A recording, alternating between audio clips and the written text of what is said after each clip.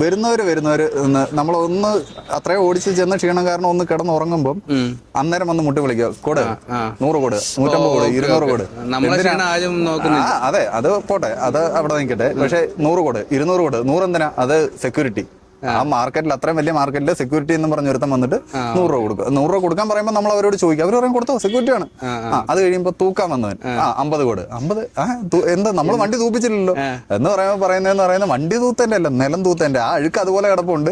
നമ്മുടെ വണ്ടി അവിടെ കൊണ്ടിട്ടതിന്റെ പേരിൽ അങ്ങനെ പൈസ പല രീതിയിൽ ഏതൊക്കെ രീതിയിൽ ആൾക്കാർ പൈസ എങ്ങനെ പൈസ ഊറ്റാം, ഡ്രൈവർമാരെ എങ്ങനെ ഊറ്റാം എന്ന് വിചാരിച്ച് നടക്കുന്ന ടീംസാണ് നമ്മൾ. വരുന്ന വഴിക്ക് ഒരുപാട് നമ്മള് ഇവിടെ വന്നപ്പോ തന്നെ ഇതിന് പാസ് ഒരു ചെക്ക് പോസ്റ്റില് 300 കൊടുത്തിട്ട് നമ്മള് 200 മേടിച്ചു. നമ്മള് 100 കൊടുത്ത്.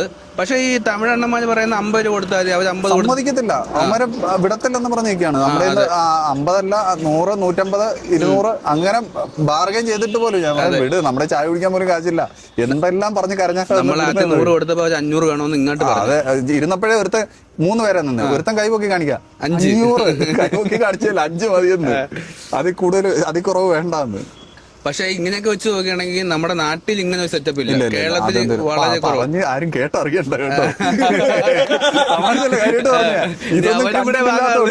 ഇതൊന്നും കണ്ടിട്ടില്ലാത്തോണ്ട് ഇനി ഇതിവിടെ തുടങ്ങിയ നല്ല പ്രസ്ഥാനമായിരിക്കും എന്ന് പറയാൻ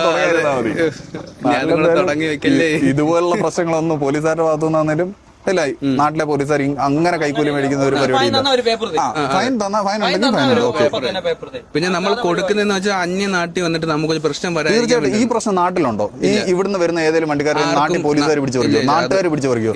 ആദ്യം നമ്മുടെ നാട്ടുകാർ കൊടുക്കും അടി. അതെ, അത്രേ ഉള്ളൂ.